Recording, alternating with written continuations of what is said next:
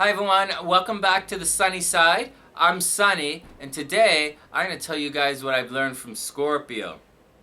Alright, first things first. In the story of Western astrology, Scorpio follows Libra and comes before Sagittarius. Now, Libra is the sign of judging, and seasonally we take the goods we've produced or whatever we've been working on, and Libra tells us what it's really worth. Virgo assigns a value to it, and Libra tells us if the price tag, so to speak, is actually worth it. Then we get to Scorpio. And it's now time to tear everything down, right? The show is over and it's time to put things to bed, so to speak, to begin working on the next project. It's kind of like spring cleaning, but it happens in the fall. Anyways, when Scorpios laid everything to rest, or rather a more popular Scorpio word, prepared for the rebirth or transformation, we then move on to Sagittarius, which is the time of expansion, seeing the grandeur of the world, and celebrating our success. Got it? Scorpio is the transition from summer harvest to winter hibernation, all with the promise of waking in the spring, rejuvenated, refreshed, and transformed. Sometimes for the better, sometimes room for improvement. It's no big deal, really. And although this tearing things down, then rebuilding it, is a very Scorpio characteristic, transformation is not what I learned from Scorpio.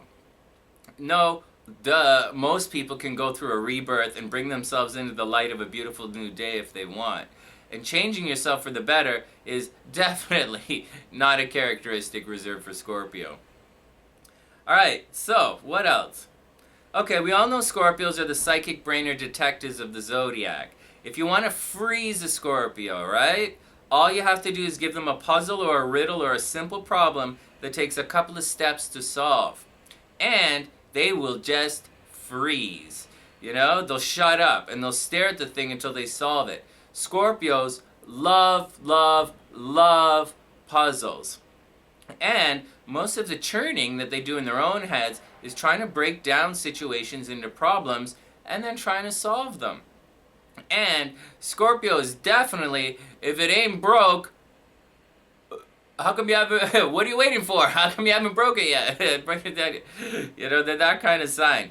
They're known for destruction and rebuilding. And that's why, you know, and anyways, it's not a competitive thing and it's not an ego boost thing. It's simply, let's break this problem down and find a solution.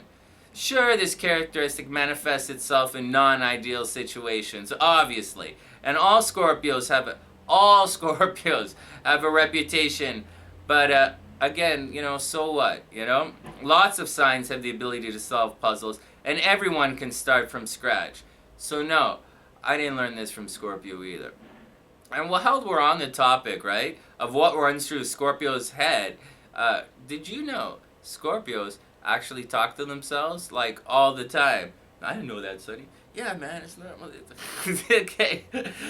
Anyways, so yeah, you'd think the biggest loner of the zodiac would be quiet, right? But they're always immersed in some kind of chatter going on. What else? Scorpio is secretive, sexy, seductive, psychic. They love, love, love to look behind the veil into the unknown inner workings of life. Scorpio is transformative. They're powerful. They can communicate non-verbally. They are not driven by a need for attention, nor do many Scorpios even care what others think. Scorpio can see both the superficial and what's real at the same time. And this incongruence is actually spiritually draining for them. Anyway, Scorpios tend to be family guys with very strong opinions, beliefs, and actions. But they're also disruptive, and they do seek out drama, so be careful. Scorpio can be arrogant, aloof, unengaging, definitely dismissive, and 100% selfish. And, you know, and whether you realize it or not, and I'm sure you realize it, Scorpio can be downright mean at times. But, again, none of this is what I've learned from Scorpio. From Scorpio,